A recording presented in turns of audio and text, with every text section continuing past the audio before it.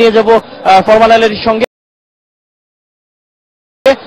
তার আগে আমরা দর্শককে আপনার মাধ্যমে আবারও একটু জানিয়ে দিতে চাই যে যুদ্ধাপরাধীর মামলায় কাদের মোল্লার কিন্তু ঠিক আজ রাত 10টায় ঢাকা কেন্দ্রীয় কারাগারে ফাঁসির রায় কার্যকর করা হয়।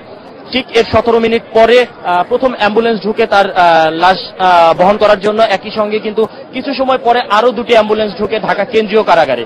একটি বিষয় দেখেন যে এই মুহূর্তে কিন্তু আরো একটি অ্যাম্বুলেন্স কিন্তু ঢাকা কেন্দ্রীয় কারাগার থেকে বের হয়ে এসেছে। আপনারা দেখতে পাচ্ছেন যে তৃতীয় যে অ্যাম্বুলেন্সটি ছিল কেন্দ্রীয় কারাগারের ভিতরে, সেই অ্যাম্বুলেন্সটি কিন্তু বেরিয়ে আসছে এবং অ্যাম্বুলেন্সের সাথে রয়েছে ঢাকা কেন্দ্রীয় কারাগারের সিনিয়র জেল সুপার ফরমান আলী। তবে এই অ্যাম্বুলেন্সটি আমরা দেখতে পাচ্ছি, এই অ্যাম্বুলেন্সটি কিন্তু খালি। এই অ্যাম্বুলেন্সে কারা কর্তৃপক্ষ কিংবা কোনো লাশ বা আমরা কিছুই কিন্তু দেখতে পাচ্ছি না। এই অ্যাম্বুলেন্সটি ঠিক এই মুহূর্তে আমরা দেখতে পাচ্ছি যে এই অ্যাম্বুলেন্সের ভিতরে কিন্তু কোনো ব্যক্তি নেই, শুধুমাত্র ড্রাইভার ছাড়া।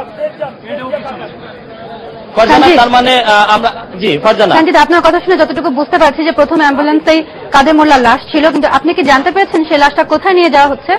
ঠিক আমরা ঠিক এই বিষয়টি এখন কথা বলবো ঢাকা কেন্দ্রীয় কারাগারের সিনিয়র জেল সুপার ফরমান আলীর সঙ্গে। ফরমান ভাই একটু যদি কথা বলেন। না, আমরা একটু কথা বলি।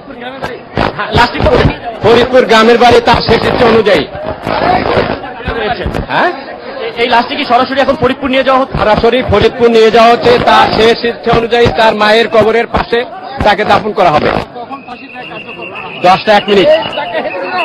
ফারজানা, আপনারা জানতে পারলেন যে সিনিয়র জেল সুপার কিন্তু এই মুহূর্তে জানালো যে 10টা 1 মিনিটে ফাঁসির রায় কার্যকর করা হয়েছে।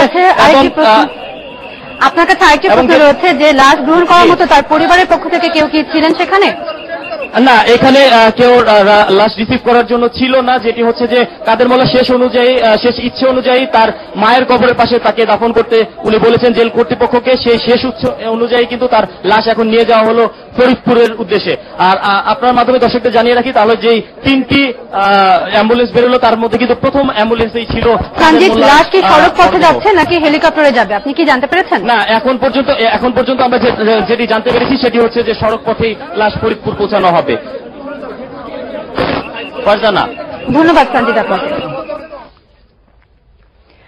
নেলসন ম্যান্ডেলার প্রতি শ্রদ্ধা নিবেদন শেষে দেশে ফিরেছেন রাষ্ট্রপতি আব্দুল হামিদ। সকাল 11:30টায় বাংলাদেশ বিমানের একটি বিশেষ ফ্লাইটে দেশে ফেরেন তিনি। রাষ্ট্রপতিকে স্বাগত জানাতে বিমানবন্দরে উপস্থিত ছিলেন